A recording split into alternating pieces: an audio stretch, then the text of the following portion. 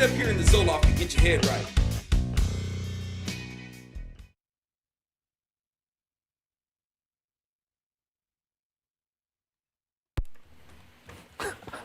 I'm sitting in here jaw jacking, and I wasn't even jacked in. Can you guys hear me okay now? I hope so. Let me know. I'll wait. There it is. There's my thumbs up. That's all I needed. I mean, y'all know I'm clumsy, man. Anyway, it's all the headbanging that I be doing. But, it's healthy headbanging. Anyway, so thank you guys for tuning in for a late night dosage of, for some people it might be late on, it depends on what coast you're on. We're just somewhere in between. And anyway, man, I got to do my little part. Not that Metallica needs it, but I want to do my little part to defend my dudes in Metallica, man, because I know that they're shivering in their boots at them, pink androgynous, pink hair, blue hair, and androgenated, effeminate men out there that want to cancel Metallica, after seeing like Stranger Things. Stranger Things, I've seen a couple seasons, man. It's a fun show, and I guess Metallica got some play on Stranger Things. And now Gen Z is all butthurt, and need to go ahead and take their Preparation H bath and slather themselves with that to soothe their angst, their angstus. Anyway, so the so-called non-judgmental, do not judge generation of Gen Z, the hypocrites that they are going to go up and dig up some stuff on Metallica to judge them for. And wants to cancel Metallica. Really? Man, Metallica, I got into Metallica like 1986. Oh man, am I dating myself, right? 1986, I came in on the Master of Puppets album, right? They had a couple albums before that, and I went back and listened to those and I dug those, but Master of Puppets, that's my jam, right? And I can't remember if it was somewhere between Metallica, Megadeth, Anthrax, or Heathen was like my introduction to like speed metal, right? I really don't remember which one it was. I remember how I heard each one of them.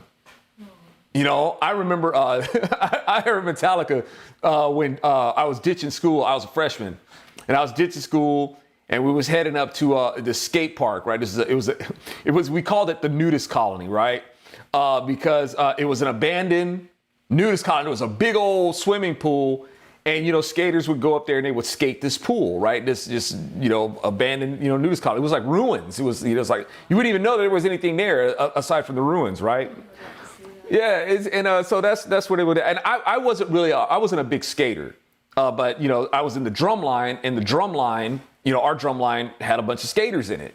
So we would hang together, right? And so this was a day that we went to, we were doing some ditching, playing hooky, and we piled in one of the linemen. His name was Butch. No, I don't think it was Butch's car. I think it was another. We called him Butch, right? And he had the tape, right? He had a Master of Puppets. And we was in this little car, man. I think it was like a Fiesta, like one of them Ford Fiestas, right? And we was just packed in this little bitty car. I think it was a Ford Fiesta. And Butch put in Metallica, right?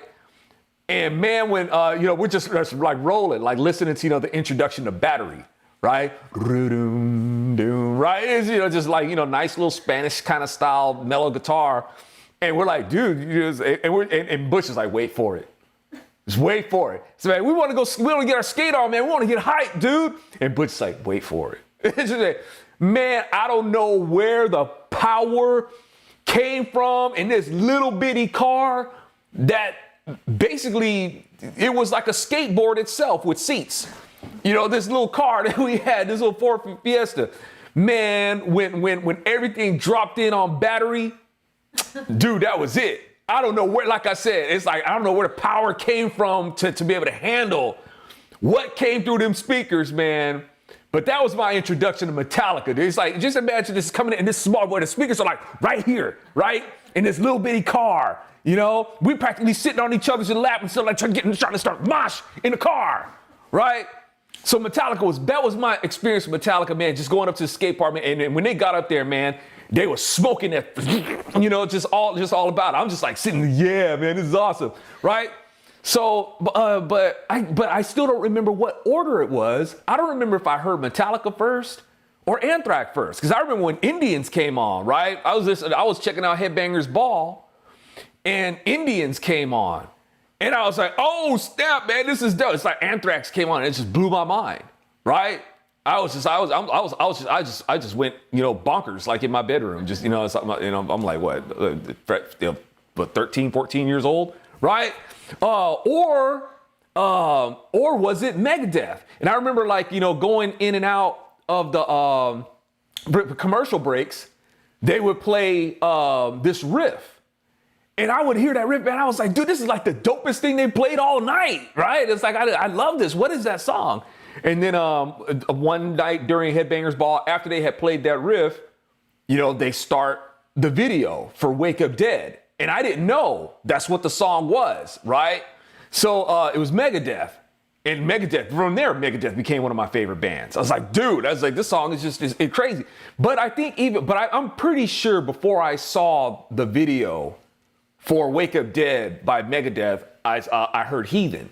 Right? Now, Heathen didn't turn out to be one of my favorite bands, but it still kind of had a little bit of, it was going toward that speed metal sound. It was like somewhere between, the cut time, rhythm of punk, a little bit more, it had that, but it was still blended with a little heavy metal, right? It wasn't straight punk. It wasn't like straight heavy metal. It was just somewhere in between, but it was getting there. And so Heathen, I remember hearing them and I was like, oh man, this is kind of dope. I like this. This is different from like the other kind of, like hard rock, that I had heard before, which I liked, but wasn't like really sold on it, But like I said, when I got to, getting me a taste of like, Metallica and Megadeth and, Anthrax, I was like, oh man, this is it. This is my jam right here. So all that to say, y'all, people trying to come after Metallica and associate them with like racism and stuff like that. Man, and back in the day, don't get me wrong, there was a whole, it was stupid, man. Back like even in the 80s, where it was like rock and roll was like for white people and the R&B and the rap was for black people. And the record companies played to that. MTV played to that. It was just dumb. And it was a stupid narrative where you had, like where black folks were concerned, it was like, no, this is white folks' music. But then they would turn around and say white people stole rock and roll from black people. Well, how can it be white people's music if black people are the one who originated it, right? Now, the rock and roll came out of the blues and the blues came out of the black. And most people pretty much know that, and people don't try to hide that in the music industry. Most people who actually the musician. The music industry is one thing. The movers, the suits of the music industry. With a lot of musicians, it's another thing. So we know where this stuff comes from, right? But with Metallica, to try to, and like I said, that's more of the execs, and that was more of the marketing, and that was more of what they kind of influence that they had on the culture to kind of make this division between the nations in America, right? But to try to say that Metallica, dig up some stuff on them, like what are they trying to find? They're trying to find some stuff with Jason Newsted, doing a Nazi salute while, doing the Nazi march and stuff like that. Really? That's the stuff that you're going to go with to try to call Metallica racist and white supremacist? Dude, when Jason Newsted did that, he was mocking the Nazi regime. Because when he would do that, the song that they were playing was Am I Evil, right? And Jason Newsted was associating Nazism with evil.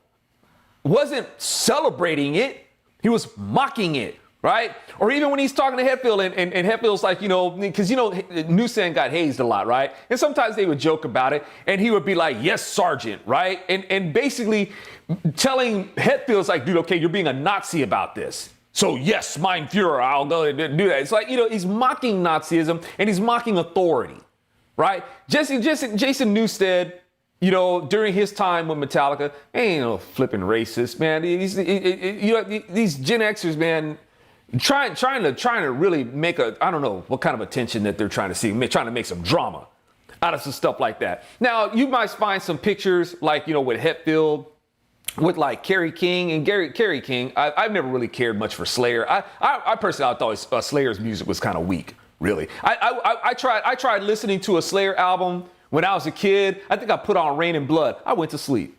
Yeah. Right? I think Slayer, I don't know, man. I probably get some people pretty angry about that. I don't care. I think Slayer, their music is thin, it's tinny, but it ain't got no meat to it, man. Slayer's music just ain't, it's not boofy. It's not beefy, right? It's just not.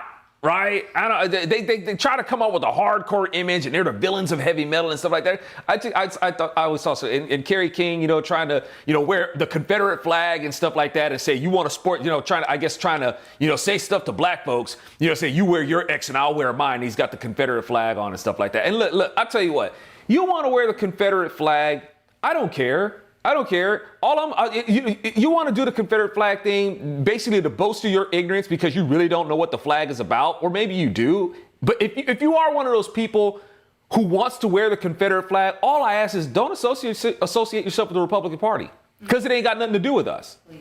Right? Now, Kerry King, I don't know what his political affiliation is aside from him just being, a D-bag. But I don't know. I personally don't know the guy. I really don't study much on Slayer. I don't know what kind of guy he is. But, seeing some of these things, it's like, dude, that stuff is uncalled for. You're basically, you being petulant. I don't agree with the whole Black Power stuff. I don't go with the whole white power, black power, brown pride, Asian. I don't buy into that stuff. All that stuff is stupid, right? It's dumb.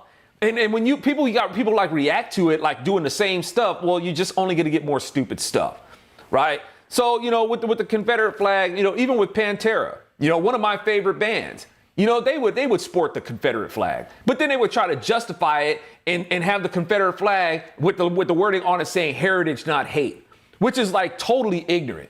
It's totally ignorant, right? Anybody it's about history or it's about heritage, not hate. The history of the of the Confederate flag lies with the Democrat Party, America's oldest hate group, right?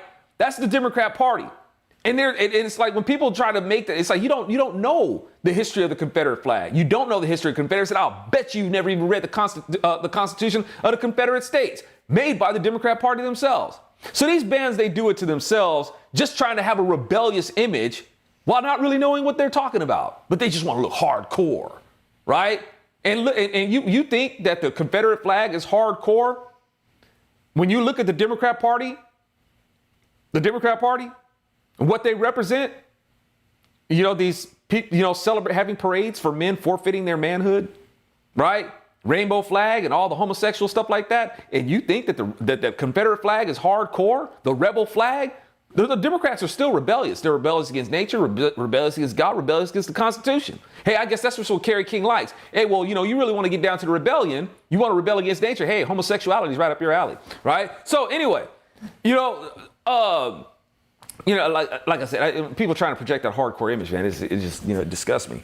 But you're gonna have these anyway. You got these Gen Xers, coming after Metallica. Won't you go after some of these, these rap groups? They got a lot of hate in their lyrics. You don't go after them, but you want to go after Metallica, right? Okay, this is how racist Metallica is. Before there was Kirk Hammett. Before there was Dave Mustaine, there was Lloyd Grant. Okay, Lloyd Grant wasn't a touring member of Metallica, and he didn't want to join their band because of some projects that he was working on. But Lloyd Grant did go in and do some solos. He's a Metallica alumnus. As far as they're concerned, he was a member of Metallica, right? And like I said, before Kirk Hammett and before Dave Mustaine, there was Lloyd Grant. And Lloyd Grant, who's still around, Lloyd Grant's black. He's from Jamaica, right? So you can hear that guitar solo that you hear on Kill 'Em All. Forgive me, because I think it was for the demo that they did for the labels. But it might be Lloyd Grant playing the guitar solo on Whiplash, I think. I think it's Whiplash. It's either Whiplash or Hit the Lights off the Kill 'Em All album, right? So I think his solo either made it to that album or his solo was on the demo as they were, promoting, getting Metallica started. Okay, so that's the history of Metallica. If Metallica is white supremacists, they're not very good at it. Starting off with having Lloyd Grant play solos in their music. Okay, so now following Dave Mustaine, you would think if Metallica was such white supremacists and all about, white solidarity and brotherhood, they wouldn't have let go of Dave Mustaine. Could anything that he could have, and they certainly wouldn't have replaced it with Kirk Hammett. Why would they replace it with Kirk Hammett? That's not very Aryan Brotherhood white supremacist of Metallica. Kirk Hammett is Filipino. Right? Shout out to my flips. I'm part Filipino too. So Kirk Hammett being part Filipino, that's not a very good job that Metallica is doing upholding the whole Aryan Brotherhood white supremacy thing. That doesn't seem to work. All right. So not only that, Metallica vetted Unlocking the Truth.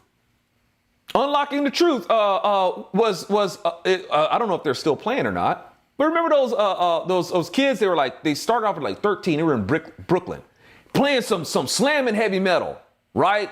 Street performers. They're 13, 14 years old, right? 3 black kids playing just heavy metal, and then they became like national darlings. The nation fell in love with them, right? And Metallica was like, "Hey, can we get these kids to open up for us? These 3 black kids? Well, that doesn't sound very Aryan Brotherhood of them." That doesn't sound very white supremacy. I'm not seeing it. Yeah, I don't know if whatever came to that. So I don't know if Unlocking the Truth ended up. I know that there's reports that they did, but I've never seen it. I don't know if there's anything that confirms or deny it. But the reports are Metallica was scouting for them to come and open for them, and I don't know if anything became of that. But like I said, trying to paint Metallica as racist or white supremacists, man, hey, no. No. Once again, you live in straight up imagination land. And I hope one of these days Sledge X, might get to open, forget Gen Z, Gen X. Holla at your Gen X boys, and Sledge X will be able to maybe open up for Metallica one of these days. Who knows, right? And that would be, that would be a highlight.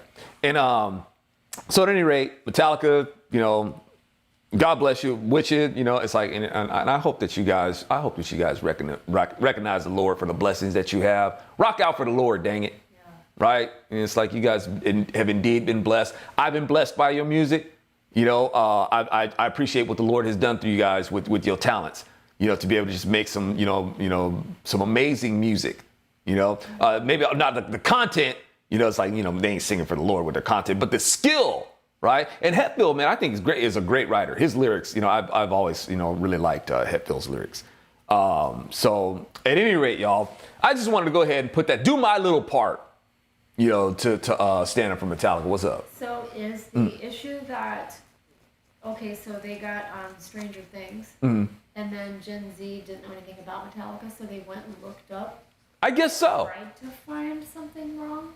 Right. I don't really know. It's like Metallica's already been, you figure a bunch of people heard of them, but I guess it's a new audience, who's been watching Stranger Things and maybe they hadn't heard of Metallica, or I don't know what they saw, but you got these cats looking for something, to just be miserable about and drag other people into it.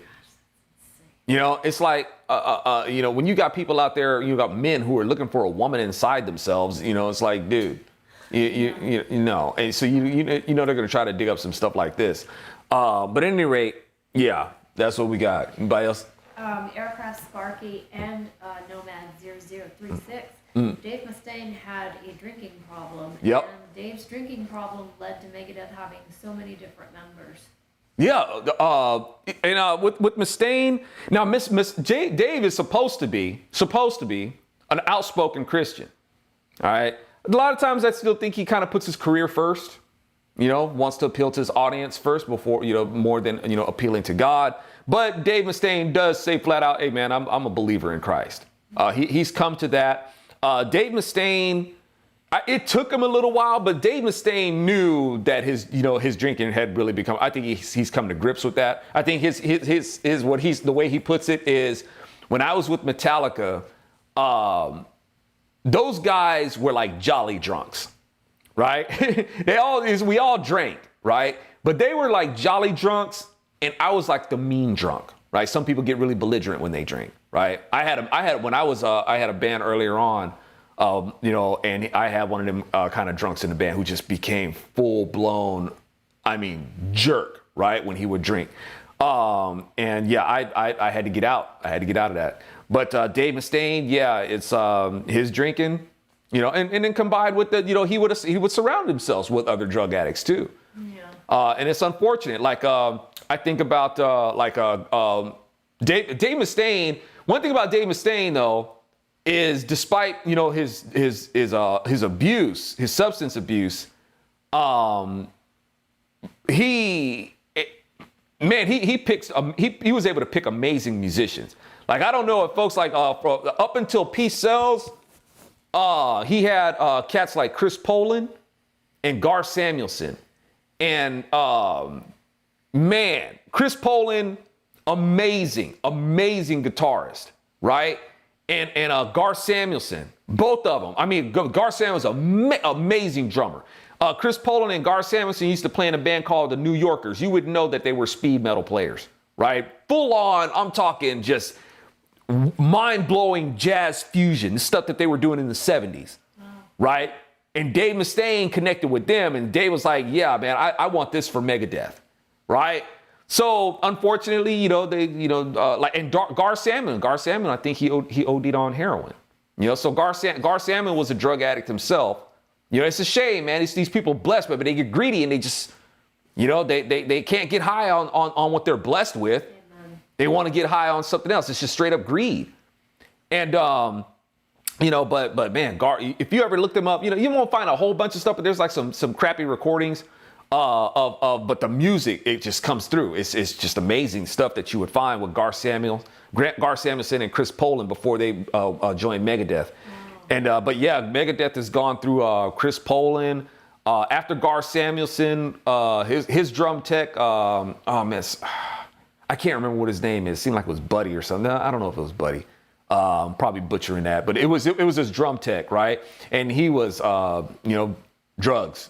So it wasn't just Dave Mustaine, not mitigating what Dave Mustaine was doing, but it's between him surrounding himself with other drug addicts, but albeit amazing players, it wasn't enough.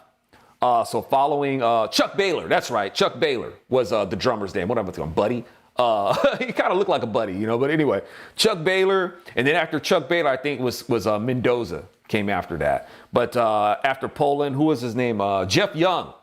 Jeff Young was with, and Jeff Young was so good. Jeff Young was so good that the person that Dave Mustaine was vetting, I think Dave Mustaine was going to have this guy, I guess, maybe trained by Jeff Young. Wow. Just to kind of like sharpen up on what he was doing. And Jeff Young, if I understand correctly, was so efficient, at playing licks. It says, okay, Dave Mustaine, it was almost like, what was that guy, Ernie? Seemed like his name was Ernie something. The guy who played the drill sergeant in Full Metal Jacket, right? Oh, yeah. The guy, Jeremy, something like that. And, I'm sorry, I can't remember his name because he was, Yeah, he was, I can't really see the comments at the moment. I get derailed really easy, but he was so good at training the actor that they had picked for the role. If I understand correctly, they were just like, dude, let's just hire you. Let's just hire you to play the role, And so that's how he ended up with that role in Full Metal Jacket. And I think it's the same thing with Jeff Young. He was so good, right? Instead of you coaching this guy on how to play, you already know it. Jeff learned. It's like, yeah, let me see that. It was just playing it right there. Now, okay, now let me go ahead and teach it. Nah, just stop. Come on, and you're part of Megadeth now. Yeah. Right, so that happened that way, and then after, and I guess maybe they had their falling out. Dave Mustaine had his falling out with Ellefson. You know, they had a falling out because Ellefson, I guess, had some, you know, whatever, the sexual indiscretions, you know, indiscretions of a sexual nature. I don't know if there was any actual fornication. I don't think it got to that, but the conversations, that's enough, right? Considering who it is, because this person was a minor, right? It's bad enough. And then on top of that, the minor, you know, Dave's just like, you know what, dude, I don't want that image. I don't want that. For being bold enough to stand up. Yeah, you know, exactly. It's like, you know, we already ain't really getting along as it is, you know, and then you're gonna kind of bring, and you know, and Dave Ellison is, you know, is, and I hope, man, I hope it's, you know, I hope for the best. I hope he repents, and because you know, Dave Ellison, you know, became a believer too, right? You know, and we're not perfect, man, and I hope that, you know, he tightens up his, you know, his walk with the Lord and gets that straight. But yeah, all that to say, yeah, Dave was saying, you know, between the drinking and the drug abuse and stuff like that, you know, he's butted heads, you know, with a lot of people, lots of people coming in. You know, I think, you know, like I said, but two of it's kind of like Spinal Tap. I think two of the drummers from Megadeth had died. You know, it's like, it's like, yeah. So, yeah, you know, the cats that passed away, man, like Cliff Burton, you know, with Metallica. And speaking of which, you know, you know, the latest guitar addition to Metallica, Trujillo, Mexican. Come on now, how really? And I like I think Trujillo, and not to say anything bad or lacking about Jason Newsted. He was a great, you know, addition to Metallica. I think in terms of like style, though, I think Trujillo, Jason brought nothing to take away from Newsted and the contribution that he made. But in terms of being, and Trujillo's his own man. He's his own bass player. Cliff Burton's his own bass player. It's not that Trujillo's like there to like replace anybody. He's just there to keep the brand going. But I think in terms of like a model that's closer, I think Trujillo with his playing style, his picking style and stuff like that, is probably closer to Cliff Burton than Jason Newsted. That ain't at all saying that Jason Newsted ain't got no skills or anything like that. Just Trujillo's, you know, his approach to playing bass seems to be closer to Cliff Burton.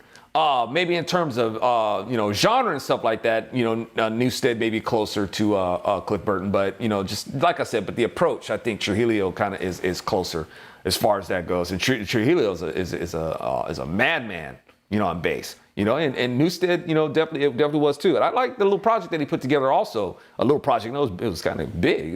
The sound was pretty beefy that Newsted put together. I don't know if they did much with it though. At any rate, y'all, yo. Question. Sure. Have you ever heard of Cyclone Temple? I have. I've never heard of them. Yeah, Cyclone Temple. I've heard of them, and I don't remember any of their music, but I tell you what, I liked the name of their band so much that I actually started a martial arts curriculum, and I called it Cyclone Temple, right? And because it fit. Right? Because when my instructor, when he taught us, he would use the analogy of a cyclone, right? Because in the middle of a cyclone is where the calm is, right? In the middle of it is where it's most calm. But on the outside of it is where all the fury is, right? So I was like, it's like, yeah, that fits. So when I had, you know, gotten to an instructor's level with them, I started my own curriculum and I called it Cyclone Temple. It just so happened that I heard that there was a band called that, and I was like, dude, that's exactly what I'm thinking about, and from what I was taught. So, but dang, man, I'm gonna go look them up, man, because I haven't heard their music in a long time. So I gotta go refresh my memory. Let's do an announcement. Luciano says, hey, though, and he said, I didn't get a notification. I'm getting people telling us that they're getting their notifications turned off again. Yeah. So remind people.